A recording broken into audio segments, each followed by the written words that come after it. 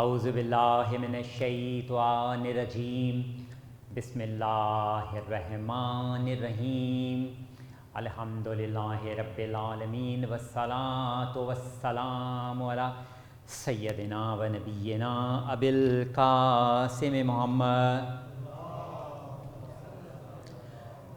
و اہل بیتہ طیبین الطاہرین المعصومین الاجمعین، اما بعد، بسم اللہ الرحمن الرحیم یہب لمن یشاء اناثا و یہب لمن یشاء الذکور اور یزوجہم ذکرانا و اناثا صلوات اللہم صلی علی محمد و آل محمد۔ نعرہ تکبیر، مل کے نعرہ تکبیر، نعرہ رسالت، نعرہ رسالت، مل کے نعرہ حیدری، حیدری، باواز بلند صلوات صلی اللہ محمد و آل محمد۔ مومنین کرام، ہر سال کی طرح اس فرش عزا، اس عزا خانہ میں جناب سرمد علی، عشرت نقوی، اصغر نقوی اور ان کے اہل خانہ مل کر جو فرش عزا بچھاتے ہیں، اور اس میں سرکار رسالت مآب حضرت محمد مصطفیٰ صلی اللہ علیہ وآلہ وسلم اور ان کے فرزند رسول، فرزند زہرا امام حسن مجتبیٰ علیہ السلام کا ذکر، اور پھر شہزادی سکینہ بنت الحسین، ان کے ذکر کے لیے یہ فرش عزا سال ہر سال سے مخصوص ہے۔ اور یہ جتنا بھی ذکر انشاءاللہ پیش ہوگا بارگاہ امام زمان علیہ السلام میں ہماری جانب سے ایک ادنا سا ہدیہ ہے، تو خشنود امام زمان علیہ السلام ایک مرتبہ پھر صلوات بھیجیے۔ میں التماس کروں گا کہ جو صاحبان باہر برآمدے میں موجود ہیں وہ بھی اگر فرش عزا پر آ جائیں، اور جتنے صاحبان کچھ دور ہیں وہ فرش عزا کے قریب آ جائیں، تاکہ ہم وہاں مل کر انشاءاللہ، کیونکہ آج انبیاء و مرسلین کی ارواح یہاں پہ موجود ہیں، چوتھے امام کی روح موجود ہے، سرکار رسالت مآب مولا کائنات سے لے کر تمام اوصیاء، اور سب سے بڑھ کر ہمارے امام زمان علیہ السلام خود فرش عزا پر موجود ہیں۔ تو ہم سب ایک بات ذہن میں رہے کہ بارگاہ امام زمان علیہ السلام میں جب ہم ہدیہ پیش کرنے پہنچے ہیں اس فرش عزا پہ، تو پھر پوری توجہات بارگاہ امام زمانہ میں آپ کی بھی ہوں، میری بھی ہوں، تو انشاءاللہ ذکر سننے کا بھی لطف آئے گا، اور انشاءاللہ ہم مصائب بھی کھل کے انشاءاللہ گریہ اور پرساداری پیش کریں گے۔ ایک مرتبہ خشنود محمد و آل محمد صلوات صلی اللہ۔ آپ کے سامنے سرنامہ کلام میں نے قرآن مجید فرقان حمید کی جو آیہ مبارکہ امام زمانہ کی خدمت میں ہدیہ کرتے ہوئے پیش کی، وہ سورہ مبارکہ شورا اور اس کی آیت نمبر 49، جس میں ارشاد رب العزت ہو رہا ہے، خداوند عالم رہتی دنیا تک انسانیت کو اور صاحبان ایمان کو ایک پیغام دے رہا ہے۔ اس پیغام کے ساتھ ہی انشاءاللہ ہم موضوع سے منسلک ہو جائیں گے، جس میں ارشاد قدرت ہو رہا ہے کہ خدا جسے چاہتا ہے بیٹیاں عطا فرماتا ہے، اور جس کو چاہتا ہے خدا بیٹے عطا کرتا ہے، اور پھر خدا فرما رہا ہے کہ وہ جس کو چاہتا ہے بیٹیاں اور بیٹے دونوں عطا فرماتا ہے۔ خشنود محمد و آل محمد صلوات صلی اللہ محمد۔ یہ آیہ مبارکہ آپ کے سامنے بیان کرنا اور اس کو سرنامہ کلام میں شامل کرنا یہ خاص غرض و غایت کے ساتھ ہے، کیونکہ اس فرش عزا پر ہم نے آج ایک بیٹے کا ذکر کرنا ہے اور ایک بیٹی کا ذکر کرنا ہے۔ بیٹی کا ذکر انشاءاللہ پرسے کی شکل میں ہوگا، مگر بیٹے کا ذکر فضائل اور مصائب دونوں کی شکل میں ہوگا۔ تو نواسہ رسول امام حسن مجتبیٰ علیہ السلام اور شہزادی سکینہ سلام اللہ علیہ کی روح کو ہدیہ کرتے ہوئے باواز بلند صلوات۔ تو اس آیہ مبارکہ میں خداوند عالم نے جو انسانیت کو ایک مائنڈ سیٹ دیا ہے، ایک بیانیہ دیا ہے، ایک نیریٹو دیا ہے، ایک نقطہ نظر دیا ہے، وہ یہ ہے کہ اولاد عطا کرنا یہ فقط و فقط خداوند عالم کی رضا اور خوشنودی ہی سے ہے، یعنی چاہے وہ بیٹی ہو چاہے وہ بیٹا ہو۔ مگر اگر اس دور میں جائیں کہ جس میں یہ آیہ مبارکہ نازل ہوئی، تو اس دور کا جو ہم مزاج دیکھتے ہیں جو کہ فرسودہ اور دقیانوس مزاج تھا، اس دور میں اس حالات کی جو عکاسی قرآن مجید میں سورہ مبارکہ النحل میں خداوند عالم نے فرمائی کہ کیا تم نہیں دیکھتے کہ یہ لوگ جب ان کے گھر میں بیٹی کی پیدائش ہوتی ہے تو ان کے چہرے کا رنگ زرد ہو جاتا ہے، ان کے چہرے کا رنگ سیاہ ہو جاتا ہے، اور اس کے بعد یہ منہ چھپا کے پھرتے ہیں اور اس سوچ کو لیے پھرتے ہیں کہ آیا اس بیٹی کو زندہ رکھیں یا ذلت کے ساتھ اس بیٹی کے ساتھ زندگی گزاریں۔ تو یہ مزاج تھا اس دور کا جس میں خداوند عالم نے ایک ترتیب بدل دی۔ دیکھیے اس فرش عزا پہ جتنے بھی افراد موجود ہیں، تین طرح کے افراد ہیں۔ ایک تو وہ جو کہ اولاد کے آرزومند ہیں اور خداوند عالم ان کو اولاد عطا فرمائے۔ ان میں سے کچھ ایسے ہیں جن کو خدا نے بیٹی عطا کی ہے، کسی کو خدا نے بیٹا عطا کیا، اور کوئی بیٹے یا بیٹی کی آرزو لے کے فرش ادا پر پہنچے ہوئے ہیں۔ تو خداوند عالم نے جو ترتیب بدل دی کہ جو اس دور کا مزاج یہ تھا کہ بیٹی کی پیدائش پر لوگ افسردہ ہو جایا کرتے تھے، اس کو باعث ذلت سمجھتے تھے اور اس کو زندہ درگور کر دیا کرتے تھے، مگر خداوند عالم نے اس ترتیب کو بدل کر آنے والے وقت کے لیے خداوند عالم نے ایک راہ ہموار کی کہ ایک زمانہ آئے گا کہ جب خداوند بزرگ و برتر سرکار رحمت للعالمین جو کہ سراپا رحمت ہیں، جو تمام اقوام عالم کے لیے رحمت بنا کے بھیجیں، خداوند عالم ان کے گھر میں بھی سب سے پہلے بیٹی کو عطا کرے گا اور اس بیٹی کے ذریعے خداوند عالم ان کے گھر میں رحمت کو اتارے گا۔ خوشنودی ہے جناب فاطمہ زہرا بابا بلند صلوات صلی اللہ محمد و آل محمد وعجل فرجہم۔ مگر خداوند عالم کا جناب فاطمہ زہرا سلام اللہ علیہ کو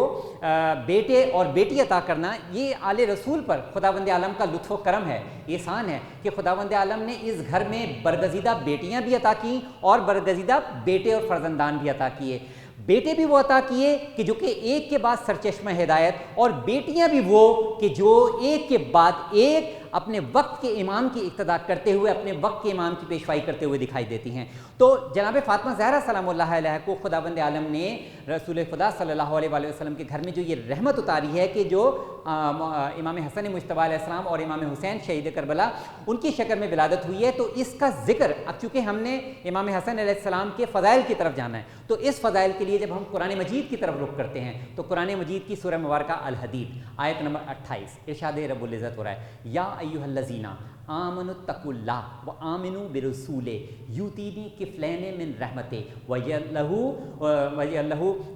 نورا وغفرانا۔ یعنی خداوند عالم یہ ارشاد فرما رہا ہے کہ خداوند عالم نے صاحبان ایمان کو مخاطب کر کے یہ کہہ رہا ہے کہ اے صاحبان ایمان اس بات کو جانے رہو، یا ایھا الذین آمنوا اتقوا اللہ، کہ تم کو چاہیے اللہ کا تقوی اختیار کرو، اللہ سے ڈرتے رہو۔ اس کے بعد خداوند عالم نے جو بیانیہ دیا ہے انسانیت کو، آج اس فرش اداک پہ ہم نے جوانوں کو بھی اس بیانیے کی جانب لے کر جانا ہے اور بچوں کو بھی ایک درس دینا ہے، بچوں کو بھی ہم نے ایک اس فرش اعزاز سے ہم نے ایک نقطہ نظر بارگاہ امام زمان السلام میں ہدیہ کرتے ہوئے اس فرش اعزاز سے ہم نے لے کر اٹھنا ہے کہ خداوند عالم یہ فرماتا ہے کہ دیکھیں جب بھی انسانی معاشرے میں آپ دیکھیں کہ جب کسی بھی آپ کوئی بزرگ اپنے بچے کو، اپنی اولاد کو کسی بات کی نصیحت کرتا ہے، کسی کام کے بارے میں روکتا ہے جو کہ غلط ہے، جو کہ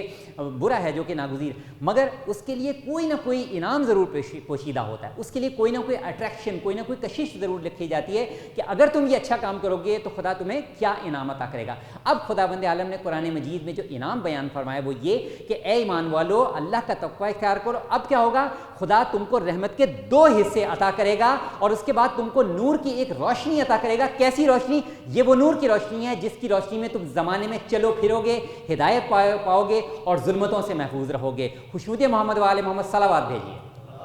صلی اللہ محمد و آل محمد۔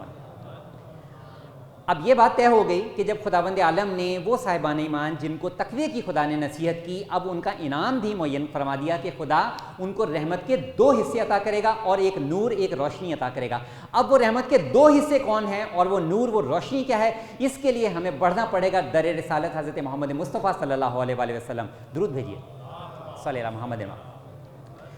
در رسالت پہ جب ہم رخ کرتے ہیں تو سرکار رسالت مآب حضرت محمد مصطفیٰ صلی اللہ علیہ وآلہ وسلم کی حدیث مبارکہ جس کو ابن عباس نے نقل کیا ہے، وہ یہ بیان کرتے ہیں کہ پیغمبر اسلام سرکار ختمی مرتبت یہ ارشاد فرماتے ہیں کہ یہ جو رحمت کے 2 حصے بیان کیے گئے ہیں، ان 2 حصوں سے مراد ذات حسن اور ذات امام حسین ابن علی علیہ السلام ہیں، اور وہ نور جس کی روشنی میں تم چلو پھرو گے، ہدایت پاؤ گے، اس نور روشنی سے مراد ذات علی ابن ابی طالب علیہ السلام ہے۔ خوشنودی مولا کائنات علیہ السلام بابا سے بلند صلوات،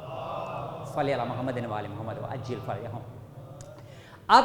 خداوند عالم نے جب ایک پلیٹ فارم عطا کر دیا، خداوند عالم نے جب ایک راہ ہدایت عطا کر دی کہ وہ نور کے روشنی بھی عطا کر دے گا اور رحمت کے 2 حصے بھی عطا کر دے گا، تو اب رحمت کے ایک حصے فرزند رسول فرزند زہرا امام حسن مجتبیٰ علیہ السلام کہ مدینے کی گلیاں اس بات کی گواہی دیتی تھیں کہ جب بھی رسول خدا صلی اللہ علیہ وآلہ وسلم میں اپنی گود میں ایک گود میں امام حسن علیہ السلام کو لے کے چلتے تھے اور ایک گود میں امام حسین کو لے کے چلتے تھے، تو لوگ یہ کہتے تھے کہ آپ ان سے اس قدر محبت کیوں کرتے ہیں؟ تو رسول خدا ایک ہی جملہ ارشاد فرماتے تھے کہ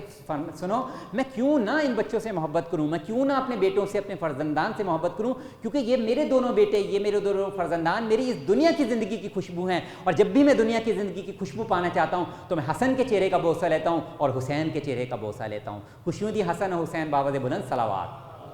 صلی اللہ محمد و آل محمد و عجل فرجہم۔ اب ذات والا امام حسن مجتبیٰ علیہ السلام کی فضیلت اب کیوں نہ امام حسن علیہ السلام ہی کی زبانی ہم ان کے فضائل سنیں اور بارگاہ امام زمانہ علیہ السلام میں ہدیہ پیش کریں۔ دیکھیے مدینے کا ایک منظر، بزم رسالت سجی ہوئی ہے، سرکار رسالت مآب حضرت محمد مصطفیٰ صلی اللہ علیہ وآلہ وسلم، درود بھیجے صلی اللہ محمد۔ بزم رسالت سجی ہوئی ہے، رسول خدا کے تمام اصحاب ساتھی موجود ہیں، اور ایسے عالم میں کہ جب کہ رسول خدا صلی اللہ علیہ وآلہ وسلم خدا کی توحید اور اپنی رسالت و نبوت کے فضائل بیان کر رہے ہیں، تو وہاں ایک لمحے میں وہ دیکھتے ہیں سرکار رسالت مآب کی نگاہیں دروازے کی جانب جاتی ہیں، سرخ پوشاک پہنے ہوئے کم سن امام حسن مجتبیٰ علیہ السلام داخل ہوتے ہیں۔ رسول خدا صلی اللہ علیہ وآلہ وسلم کے چہرے کی نظر امام حسن پر پہنچتی ہے، امام حسن علیہ السلام کو بڑھ کے رسول خدا گود میں لیتے ہیں، ان کے چہرے کا بوسہ لیتے ہیں، اور اس کے بعد ممبر پر اپنے ساتھ امام حسن مجتبیٰ علیہ السلام کو زیب ممبر فرماتے ہیں، اور تمام اصحاب اس بات کو مشاہدہ فرما رہے تھے کہ رسول خدا ٹک ٹکی باندھ کر امام حسن علیہ السلام کے چہرے کی زیارت کر رہے ہیں۔ ان کے چہرے کو دیکھ کے رسول خدا کے چہرے پہ مسلسل تبسم ہے، اور رسول خدا صلی اللہ علیہ وسلم فرماتے ہیں کہ میرا یہ بیٹا وہ ہے جو کہ میرے اور علی کے بعد ہدایت کرے گا، اور دو قوموں کے درمیان، دو افراد کے درمیان میں صلح بھی کرائے گا، اور میرا یہ بیٹا وہ بھی ہے جو کہ زمانے کو ظلمتوں سے بچائے گا، میرا یہ بیٹا وہ ہے کہ جو میرے اور علی کے بعد زمانے کے تمام لوگوں سے افضل ہے، فرزند رسول امام حسن مجتبیٰ علیہ السلام صلوات صلی اللہ محمد و آلہ محمد۔ ایسے میں جب کہ رسالت مآب کی زبان سے یہ فضائل امام حسن علیہ السلام جاری ہیں، تو منظر دیکھا گیا کہ وہاں سے ایک عربی شخص دور سے ایک عجیب و غریب انداز میں وہاں پہ داخل ہوتا ہے، اس کے ہاتھ میں ایک چھڑی ہے، اور وہ چھڑی کو لہراتا ہوا کچھ ایسے الفاظ اور کلمات کہتا ہوا آ رہا ہے جس سے اس کے تیور واضح ہو رہے ہیں کہ وہ کسی منفی انداز سے، کسی منفی عمل کے لیے یہاں پر آیا۔ رسول خدا صلی اللہ علیہ وآلہ وسلم یہ منظر دیکھتے ہیں، جب ساتھیوں نے بھی رسول خدا کے چہرے کی جانب نگاہ کی اور اس عربی کے چہرے کی طرف نگاہ کی، تو رسول خدا نے تمام اپنے اصحاب ساتھیوں کو کہا کہ اس شخص کو آنے دو، جو بھی یہ بات کر رہا ہے اس کو بات کرنے کے لیے آنے دو۔ وہ شخص پہنچتا ہے اور کچھ مکالمہ ہوتا ہے اس کا رسول خدا صلی اللہ علیہ وآلہ وسلم کے ساتھ، اور وہی مکالمہ میں بارگاہ امام زمانہ علیہ السلام میں ہدیہ کرتے ہوئے فضائل امام حسن مجتبیٰ علیہ السلام میں پیش کرنا چاہوں گا۔ اور رسول خدا صلی اللہ علیہ وآلہ وسلم دیکھتے ہیں کہ وہ عربی رسول خدا کے پاس آتا ہے اور کہتا ہے کہ اے محمد مصطفیٰ، اس سے پہلے تو میں آپ کی دشمنی میں مبتلا ہی تھا، مگر اب میری دشمنی عروج پر پہنچ چکی ہے، اور اب میں آپ کے سامنے دلیل لینے کے لیے آیا ہوں کہ آپ حضرات کے پاس کیا دلیل ہے۔ اس نے رسول خدا صلی اللہ علیہ وآلہ وسلم کے سامنے سوال قائم کیا، وہ یہ کہتا ہے کہ آپ حضرت محمد مصطفیٰ صلی اللہ علیہ وآلہ وسلم نعوذ باللہ انبیاء کی توہین کرتے ہیں، اور آپ کے پاس کوئی دلیل نہیں ہے، یعنی کوئی آرگومنٹ نہیں ہے، کوئی برہان نہیں ہے، کوئی منطقی دلیل نہیں ہے، کوئی لاجک نہیں ہے۔ جب رسول خدا صلی اللہ علیہ وسلم نے جب اس کی اس جملے کو سنا، تو رسول خدا صلی اللہ علیہ وسلم فرماتے ہیں کہ سن، یہاں پر میرے اعضاء میں سے میرا ایک جزء، یعنی جو انسان کے باڈی پارٹس ہوتے ہیں، باڈی پارٹس میں سے میرا ایک باڈی پارٹ، یعنی میرے اعضائے بدن میں سے میرا ایک جزء، میرا بیٹا موجود ہے جو تیرے سامنے دلیل بھی بیان کرے گا اور تیرے سامنے حجت بھی قائم کرے گا۔ وہ عربی کہتا ہے کہ رسول خدا صلی اللہ علیہ وسلم خود تو جواب دے نہیں رہے، بلکہ ایک کم سن بچے کو آگے کیے دے رہے ہیں، مگر رسول خدا صلی اللہ علیہ وسلم نے مسکرا کر، رسالت مآب کے چہرے پر مسکراہٹ آتی ہے، رسول خدا فرماتے ہیں کہ تو اس سے کلام تو کر، تو اس سے گفتگو تو کر، یہ تیرے سامنے وہ منطق بیان کرے گا، وہ حجت بیان کرے گا جس کا تیرے پاس کوئی جواب نہیں ہوگا۔ اور اس کے بعد امام حسن علیہ السلام بڑی شان سے اپنے نانا رسول اللہ صلی اللہ علیہ وسلم کے ممبر پر رسول خدا کے ساتھ امام حسن علیہ السلام نے اس عربی سے مکالمہ کیا، اور امام حسن علیہ السلام فرماتے ہیں کہ سن، تو نے بہت حد سے تجاوز کیا، تو نے بہت زبان درازی کی، تو حد سے گزر گیا، اب میں تجھے بتاتا ہوں کہ تو کیوں اس حد سے گزرا۔ امام حسن علیہ السلام فرماتے ہیں کہ سن، جب تیرے دماغ کی سرکشی، جب تیرے نفس کی سرکشی عروج پر پہنچی، تو اس وقت تو اپنے قوم قبیلے میں تمام افراد کے ساتھ جمع تھا، اور تیرے قوم قبیلے کے افراد آپس میں یہ مشورہ کر رہے تھے کہ سرکار رسالت مآب صلی اللہ علیہ وسلم ان کی تو کوئی اولاد ہی نہیں ہے، اگر ان کو راستے سے ہٹا دیا جائے، اگر ان کو نعوذ باللہ من ذالک قتل کر دیا جائے، تو ان کا تو کوئی بدلہ لینے والا بھی نہیں ہوگا، ان کی تو کوئی نشانی، ان کی تو کوئی اولاد بھی نہیں ہے۔ امام حسن مجتبیٰ علیہ السلام فرماتے ہیں کہ سن، اس کے بعد تو آلہ قتل بھی لے کے چلا، اس وقت بھی تیرے پاس ایک نیزہ موجود ہے جو تو رسول خدا صلی اللہ علیہ وسلم کے قتل کے ارادے سے لے کر آیا۔ جیسے جیسے وہ امام حسن علیہ السلام کے جملے سنتا جاتا ہے، وہ چہرہ اس کا حیران ہوتا چلا جاتا ہے اور کہتا ہے کہ فرزند رسول، مجھے تو ایسا لگتا ہے کہ جیسے آپ میرے ساتھ رہے ہیں، آپ میرے دل کی بات جانتے ہیں۔ امام حسن فرماتے ہیں کہ سن، میں اس وقت سے بھی واقف ہوں کہ جب تو وہاں سے چلا، جب تو آلہ قتل بھی لے کے چلا، قتل کے ارادے کے لیے رسول خدا کے جب تو چلا ہے، تو اس وقت ایک آندھی نے تجھے گھیر لیا، یعنی تیرے لیے ایک بہت بڑا اس میں پیغام تھا کہ تو چاہتا تو رک جاتا، آندھیوں نے تجھے گھیر لیا، ستارے غروب ہو گئے، کسی چیز سدھائی نہ دیتی تھی، اور اگر تو چاہتا تو رک جاتا، مگر تیرے نفس پر سرکشی سوار تھی، تو بڑھتا گیا بڑھتا گیا بڑھتا گیا، راستے میں کتنی جگہ ایسا ہوا کہ تو نشیب اور کھائیوں میں گرتا چلا گیا، مگر چونکہ تیرے نفس پر سرکشی سوار تھی تو یہاں تک پہنچ گیا، مگر اب جب تو آ گیا، اب امام حسن علیہ السلام نے فرمایا اب جب تو یہ آ گیا ہے تو بفضل رسول خدا صلی اللہ علیہ وسلم تو اس در سے باایمان ہو کے جائے گا، تو ہدایت لے کر ہی جائے گا، تو اس در سے ہدایت کے عالم میں لے کے جائے گا۔ اور اس کے بعد امام حسن علیہ السلام کہ جب اس نے یہ جملے سنے تو وہ شہتر رہ گیا، اور امام حسن علیہ السلام سے وہ یہ کہتا ہے کہ آپ کے پاس جو دلیل ہے، جو آپ کے پاس برہان ہے، اس کا تو میرے پاس کوئی بھی جواب نہیں ہے، بس میں تاخیر نہ کروں گا، آپ مجھے اپنے نانا کا کلمہ پڑھائیے۔ فرزند رسول امام حسن علیہ السلام فرماتے کہ سن، پہلے خداوند عالم کی توحید کا اقرار کر، اس کے بعد میرے نانا رسول اللہ صلی اللہ علیہ وسلم کی نبوت کا اقرار کر، اور اس کے بعد کلمہ شہادتین جاری کر۔ وہ شخص، وہ عربی جو اس نیت سے آیا تھا امام حسن علیہ السلام کے دست پر، اس نے مشرف و اسلام ہوا، اور اس کے بعد اس نے دین اسلام کی خدمت کی، رسول خدا کے ساتھ مل کر اس نے دین اسلام کی بھی بہت خدمات انجام دی، اور لوگ مدینہ کی گلیوں میں یہ کہتے دکھائی دیتے تھے کہ فرزند رسول امام حسن علیہ السلام نے اس شخص کی قسمت ہی بدل دی، اس کی دنیا کو بھی سنوار دیا اور اس کی آخرت کو بھی سنوار دیا۔ مل کے نعرہ حیدری، مل کے باواز بلند صلوات، صلی اللہ محمد علیہ محمد واجل فرجاؤں۔ تو اس طرح سے امام حسن علیہ السلام نے ممبر پر کس طریقے سے اس شخص کو ہدایت سے سرفراز کیا، اور اس کے بعد وہ شب جب مولا کائنات حضرت علی بن ابی طالب علیہ السلام جب ان کی شہادت ہوتی ہے، تو اس شب گزارنے کے بعد جو اگلا دن آیا، امام حسن علیہ السلام سیاہ امامہ پہن کر، سیاہ لباس پہن کر اپنے بابا کے ممبر پر پہنچتے ہیں اور اپنا تعارف بیان فرماتے ہیں۔ امام حسن علیہ السلام فرماتے ہیں انا حسن ابن علی، انا ابن سراج منیر، انا ابن بشیر، انا ابن نذیر، یعنی وہ فرماتے ہیں میں بشیر کا بھی فرزند ہوں، میں اس کا بھی فرزند ہوں جو کہ نذیر ہے، میں اس کا بھی فرزند ہوں جو کہ سراج منیر ہے، کیونکہ امام حسن مصطفیٰ علیہ السلام کے پیش نظر وہ قرآن مجید کی آیت تھی جس میں یہ ارشاد رب العزت ہوتا ہے کہ وداعیا الی اللہ الا باذنہ، یعنی رسول خدا کے لیے یہ فرمایا گیا کہ وہ اللہ کے اذن سے ہی، اللہ کی اجازت سے ہی اللہ کی جانب دعوت دیتے ہیں، اور وہ چشمہ ہدایت ہیں اور وہ روشن چراغ ہیں۔ تو امام حسن علیہ السلام نے اس کے سامنے تمام بھرے مجمع میں جو خطبہ دیا، اور اس خطبے کا بھی محل وقوع یہ تھا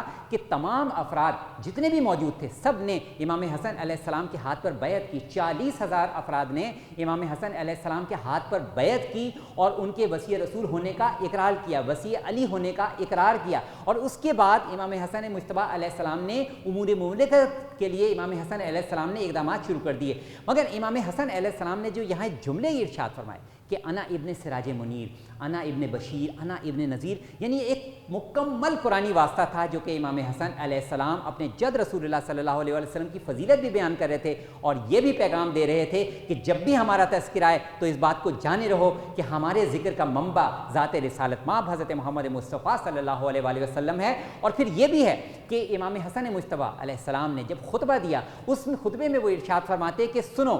ہم جتنے بھی اوصیاء ہیں، ہم جتنے بھی امام ہیں، ان کو وقت کے حالات کی پیش نظر مجبوری کے عالم میں زندگی گزارنی پڑی، مگر ایک وہ وقت آئے گا جب ہمارا قائم آل محمد امام زمانہ علیہ السلام ظہور فرمائیں گے، اور وہ اللہ کی حجت کو قائم فرمائیں گے، وہ قلعوں کو منہدم کریں گے، اور وہ پرچم اسلام کو سربلند کریں گے، اور وہ قرآن مجید کی آیت کہ زمین اللہ کے نور سے جگمگا اٹھے گی۔ یہ امام حسن مصطفیٰ علیہ السلام نے ممبر سے خطبے کی شکل میں بعد مولا کائنات حضرت علی بن طالب علیہ السلام ان کی شہادت کے بعد یہ جملے بیان کر کے ایک تسلسل امام زمانہ علیہ السلام تک قائم فرمایا کہ زمانہ کیسا بھی ہو، امام حسن علیہ السلام نے ممبر سے یہ ارشاد فرمایا، خطبے کے جملے ہیں وہ یہ فرماتے ہیں کہ ہمارے قائم کو طولانی غیبت کا سامنا کرنا پڑے گا، ایسے میں ان کے چاہنے والوں کو حیرانی اور سرگردانی کا مظاہرہ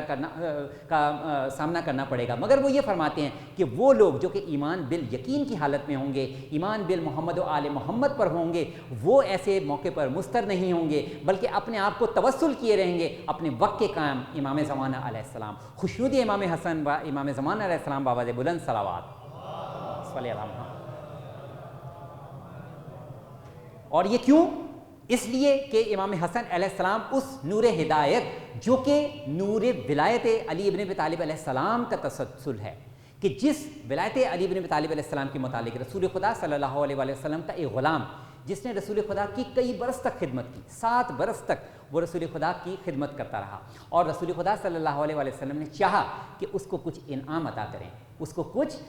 دنیا اور آخرت کا کوئی فیض عطا کریں۔ اس وقت رسول خدا صلی اللہ علیہ وسلم نے اس اپنے غلام ربیعہ ابن کعب سے یہ کہا کہ یہ بتا آج تو جو بھی مانگنا چاہتا ہے میں تجھے دینے کو تیار ہوں۔ تو نے در رسالت کی بہت خدمت کی ہے، تو نے پورے خلوص کے ساتھ اس در کی خدمت کی ہے، تو نے اسلام کی خدمت کی ہے، اب مجھے بتا کہ تو کیا چاہتا ہے۔ اس نے ایک بامانی جملہ عطا کیا، وہ یہ فرماتا ہے کہ وہ یہ کہتا ہے کہ میں یہ چاہتا ہوں کہ اے رسول اللہ صلی اللہ علیہ وسلم، روز محشر میں آپ کے ساتھ محشور ہوں، جنت میں جہاں آپ کا مقام ہو وہاں بھی میں ہوں۔ رسول خدا صلی اللہ علیہ وسلم نے مسکرا کر اس سے اس کی وجہ پوچھی کہ تو نے یہ مقام کیوں مانگا ہے؟ وہ یہ کہتا ہے کہ میں نے بہت سوچا کہ میں اس وقت آپ سے کیا مانگوں، اگر دنیا مافیا کے جو بھی چیز میں مانگوں گا مگر وہ فنا ہو جانے والی ہے، کیوں نہ میں ایک ایسی چیز مانگوں جس پر میری نسلیں بھی فخر اور امتیاز کر سکیں کہ میں رسالت مآب کے ساتھ روز محشر محشور ہوں۔ مگر رسول خدا صلی اللہ علیہ وسلم نے اب اس کے سامنے دلیل قائم کی، اس کے سامنے حجت قائم کی۔ رسول خدا فرماتے ہیں در رسالت سے میں تجھے ضمانت دیتا ہوں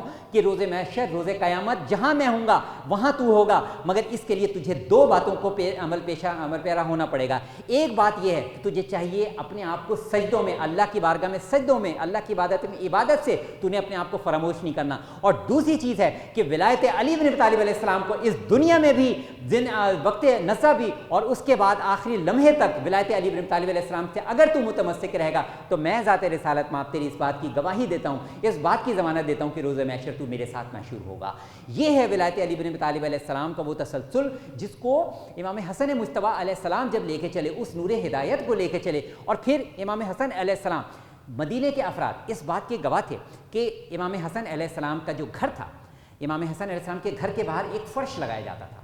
جہاں پر امام حسن علیہ السلام کچھ دیر کے لیے آ کر تشریف فرما ہوتے تھے، اور امام حسن کی وہ ہیبت اور جلال ہوا کرتی تھی کہ لوگ جو وہاں سے گزر رہے ہوتے تھے وہ رک جایا کرتے تھے، سواریاں رک جایا کرتی تھی۔ کیوں؟ کیونکہ رسول اللہ صلی اللہ علیہ وسلم نے ارشاد فرمایا کہ حسن کو میں نے اپنی ہیبت عطا کی، اپنا علم عطا کیا، اور میں نے حسین کو بجود والرحمہ، اور حسین کو میں نے اپنی جود و سخا عطا کی اور اپنی رحمت عطا کی۔ یہی وہ ہیبت تھی جو کہ امام حسن مجتبیٰ علیہ السلام کے چہرے سے عیاں ہوتی تھی کہ جتنی دیر تک امام حسن علیہ السلام اپنے بیت الشرف کے باہر تشریف فرما رہتے تھے اس وقت تک کسی کی وہاں سے گزرنے کی ضرورت نہیں ہوتی تھی، یہاں تک کہ امام حسن علیہ السلام خود وہاں سے تشریف لے جاتے تھے تاکہ وہاں سے لوگوں کی گزرگاہ ممکن ہو سکے۔ تو یہ وہ ہیبت ہے، یہ وہ علم ہے۔ اور پھر میں آپ کے سامنے حضرت یعقوب علیہ السلام کی ایک سیرت، کیونکہ دیکھیں ہم ہر معصوم کی زیارت جب بیان کرتے ہیں تو اس میں کیا کہتے ہیں؟ السلام علیکہ یا وارث آدم صفت اللہ، السلام علیکہ یا وارث نوح نبی اللہ، انبیاء کے وارثین ہیں یہ اوصیاء۔ تو پھر جب سیرت انبیاء کے یہ وارث ہیں تو سیرت انبیاء کس طریقے سے امام حسن علیہ السلام کی سیرت میں جھلکتی؟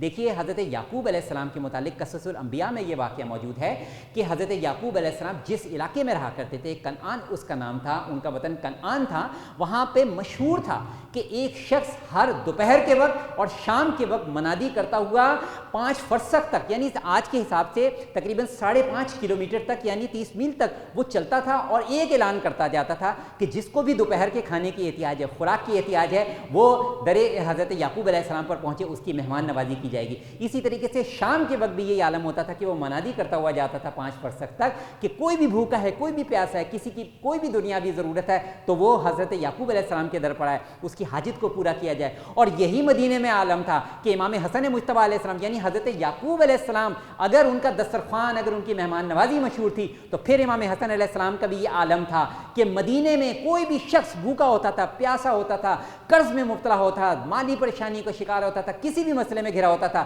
در امام حسن علیہ السلام پر پہنچتا تھا، اس کو دنیا اور آخرت کی جو بھی چیز وہ مانگتا تھا امام حسن علیہ السلام اس کو عطا فرمایا کرتے تھے، اور مدینے کی گلیاں گواہ ہیں۔ تو امام حسن علیہ السلام کے ان فضائل کو جو ہم امام زمانہ علیہ السلام کو ہدیہ پیش کر رہے ہیں، مگر اس کے ساتھ ایک تسلسل ہے۔ کیوں؟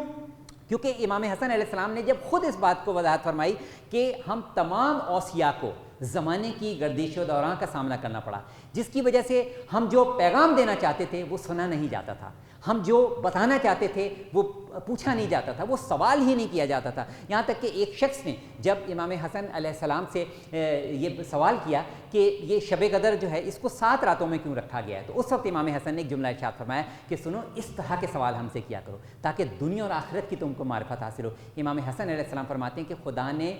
زمین و آسمان کو 7 دنوں میں خلق کیا، جن و انس کو 7 دنوں میں خلق کیا، اور اسی لیے امام حسن علیہ السلام فرماتے ہیں کہ تمہیں چاہیے کہ شب قدر کو 20 یعنی مولا کائنات حضرت علی ابن ابی طالب علیہ السلام کی شب شہادت سے لے کر 27ویں تک ان راتوں میں شب قدر کو تلاش کرو، کیونکہ یہ قدرت کا قانون ہے، یہ انتظام قدرت ہے۔ امام حسن مجتبیٰ علیہ السلام کی فہم و فراست اور ان کے فضائلیہ پہ بابا سے بلند صلوات صلی اللہ محمد و آل محمد و عجل فرجہم۔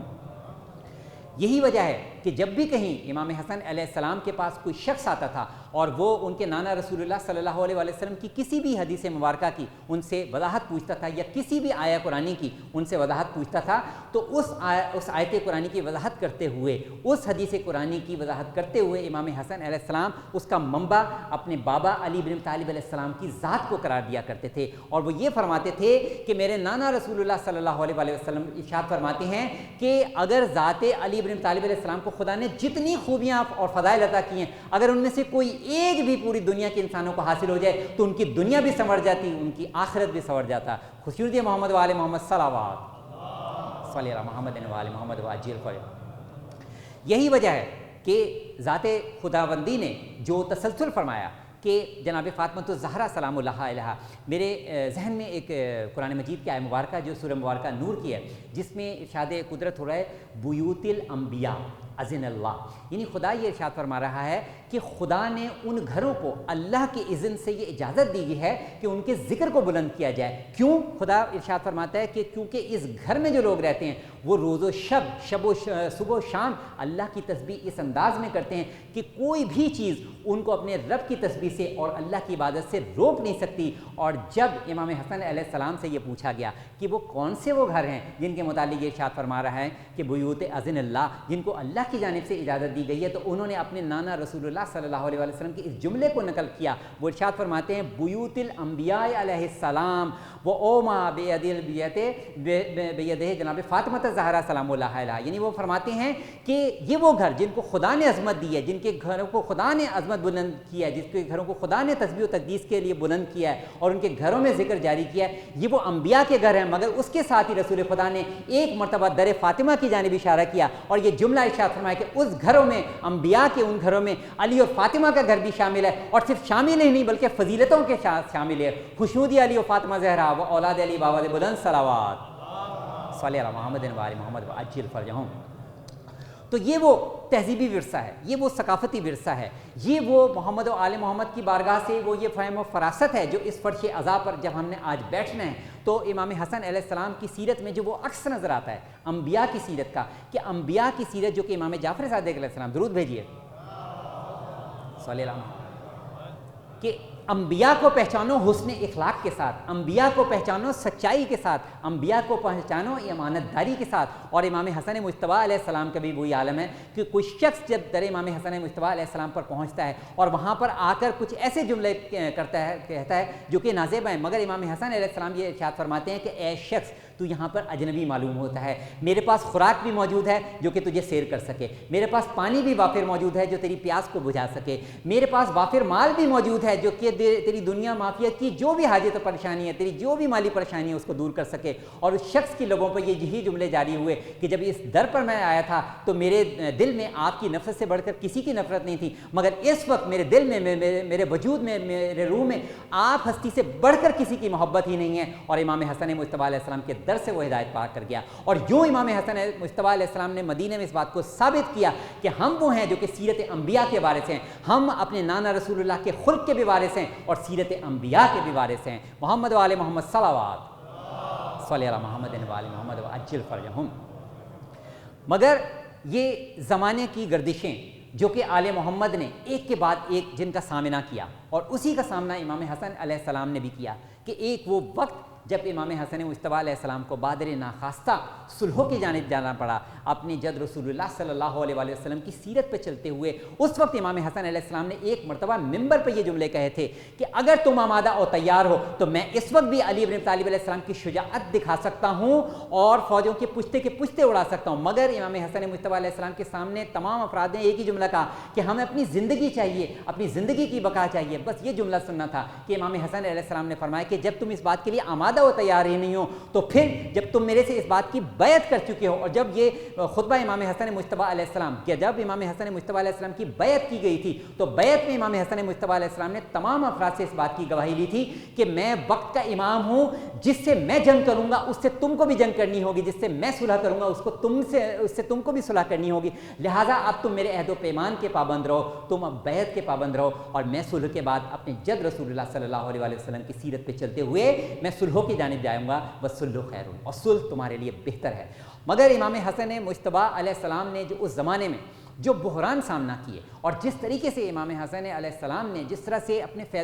فہم و فراست کے جوہر ممبر سے بھی دکھائے، مدینے کی گلیوں میں بھی دکھائے، اور ارشادات جو کہ امام حسن مجتبیٰ علیہ السلام سے ان کے جد رسول اللہ کے لیے پوچھے جاتے تھے، ان تمام ارشادات گرامی کے ذریعے امام حسن علیہ السلام نے فرمایا کہ میں جو اس صلحوں کے نتیجے پر پہنچا ہوں تو میرے پیش نظر صرف یہ بات ہے کہ کیونکہ ذات علی کو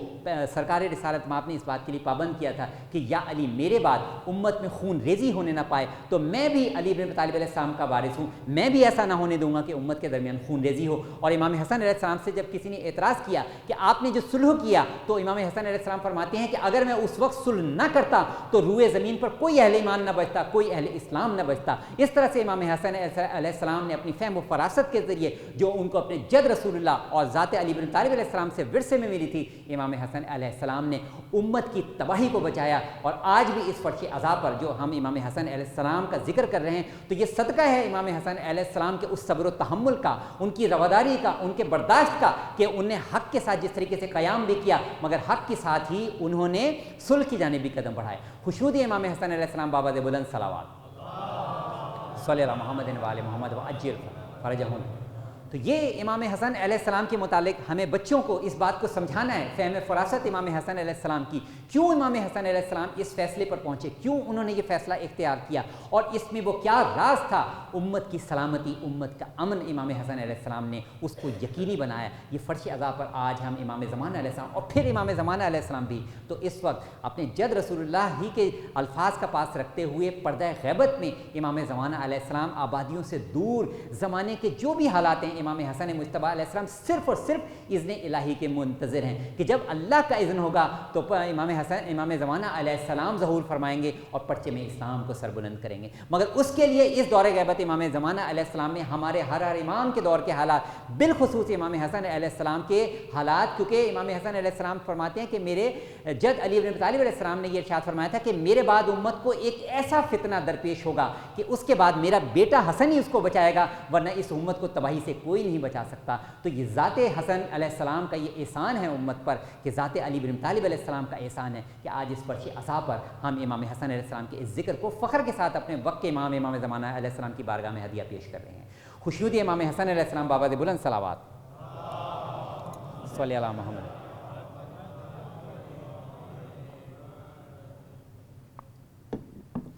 مگر عزاداروں، مومنوں، فضائل محمد و آل محمد کو جاری کرتے ہوئے، قرآنی تعلیمات کو ایک کے بعد ایک آشکار کرتے ہوئے امام حسن مجتبیٰ علیہ السلام زمانے کے حالات اور تغیر و تبدل کی جانب بھی متوجہ تھے۔ امام حسن علیہ السلام زمانے کے بدلتے ہوئے تیور دیکھ رہے ہیں کہ رسول خدا صلی اللہ علیہ وآلہ وسلم کی حیات ہے، وہ زندہ ہیں، ابھی موجود ہیں، مگر اس کے باوجود امت کے تیور بدل رہے ہیں۔ اور پھر امام حسن علیہ السلام نے جب وہ منظر دیکھا کہ جب پہلو فاطمہ زہرا پر جلتا ہوا دروازہ گرایا گیا، تو عزاداروں یہ آنے والے وقت کے حالات تھے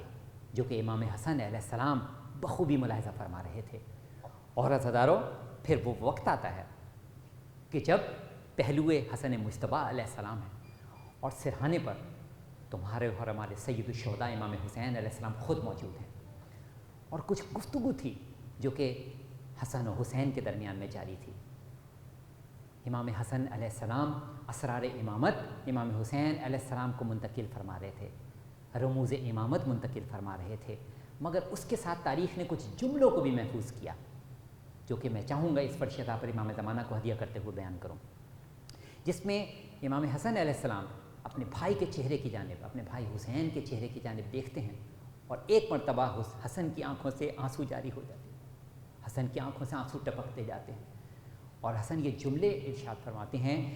کہ اے میرے بھیا حسین، مجھے 3 بار زہر دیا جا چکا ہے، مگر اب جو مجھے زہر دیا گیا ہے وہ اس قدر کاری ہے کہ اس کے بعد میں اپنے رب کے حضور ملاقات کے لیے آمادہ و تیار ہو چکا ہوں، مگر اے میرے بھیا حسین، میرے سے وعدہ کرو کہ جب میں اس دنیا سے گزر جاؤں تو تم میرے جنازے کو ایک مرتبہ لے کر میرے نانا رسول اللہ کی قبر پہ لے کے جانا تاکہ میں وہاں پہ تجدید کر سکوں، میری ماں فاطمہ زہرا کی قبر پہ لے کے جانا تاکہ میں وہاں پہ اپنی ماں سے رخصت ہو لوں۔ مگر اس کے بعد امام حسن رو کے کہتے ہیں اے بھیا حسین، کوشش کرنا مجھے پہلو رسول میں دفن کرنا، مگر مجھے معلوم ہے زمانے کے حالات ایسے ہیں، تمہیں ایسا کرنے نہیں دیا جائے گا۔ اے حسین، اس بات کے پابند رہو کہ اگر مجھے نانا کے پہلو میں دفن نہ ہونے دیا جائے تو اے حسین صبر سے کام لینا اور جنت البقیہ میں مجھ کو آ کر دفن کر دینا۔ اس کے بعد امام حسن علیہ السلام نے اپنے کمسن قاسم سے بھی کچھ جملے کہے، اے میرے لال قاسم، میری اس وصیت کے جملوں کو، میری اس تحریر کو محفوظ کر لینا۔ 61 ہجری میں کربلا کا دور ہوگا، اس تحریر کو پڑھنا، اپنی جان کو اپنے چچا پر قربان کر دینا۔ میں موجود نہیں ہوں گا مگر تجھے میرے وقت کے امام کی نیابت کرنی ہوگی۔ عزادارو، وقت گزرتا گیا اور پھر وہ وقت آیا جب حسین کے لاشے پر گھوڑے دوڑائے جا رہے ہیں، مگر اس سے پہلے چشم افلاک نے وہ بھی منظر دیکھا، حسین کے لاشے پر پیکا برس رہے تھے مگر قاسم کا لاشا منقسم ہو رہا تھا۔ عزادارو، یہ ایک جنازے کا حال ہے، مگر عزادارو مومنات سے ہاتھ جوڑ کر، ہماری مائیں بہنیں جو پردے میں ہیں ان سے ہاتھ جوڑ کر، روح سیدہ سے ہاتھ جوڑ کر یہ جملے کہتا ہوں، عزادارو ذرا زندان شام میں کچھ لمحے کے لیے چلو۔ زندان شام میں وہ منظر ہے، ننھی سکینہ چونک کر اٹھی ہے، کہتی ہے میرا بابا استغاثہ کر رہا ہے، میرا بابا تڑپ رہا ہے، مجھے میرے بابا کے پاس لے چلو۔ سکینہ کا گریہ بڑھتا جاتا ہے، زینب و کلثوم بہت کوشش کرتی ہیں، سکینہ کا گریہ نہیں تھمتا، گریہ کی آواز یزید تک پہنچتی ہے، حکم دیتا ہے اس کے باپ کا سر زندان میں لے جاؤ۔ عزادارو تشت میں رکھ کر رومال میں سر حسین کا پہنچنا، سکینہ کا جملہ کہنا، اے بوبی اماں، میرا بابا مضطرب ہے، یہ میرے سامنے کھانا پیش کر رہے ہیں۔ جناب زینب رو کے کہتی ہیں اے میری لال سکینہ، ذرا رومال تو ہٹا، تیرا بابا زندان میں آ گیا ہے، روح سیدہ بھی ہے، اپنے بابا کو فرصت دے اپنے بابا کی مظلومیت کا۔ عزادارو، کچھ دیر گزرنی تھی، آواز مدھم ہوتی گئی، شور بلند ہوا، بیویوں کا کوہرام، سکینہ گزر گئی، سکینہ بابا کے پاس، سکینہ شاہ نجف کے پاس۔ لعنت اللہ علی القوم الظالمین۔ عزادارو، آپ نے مل کر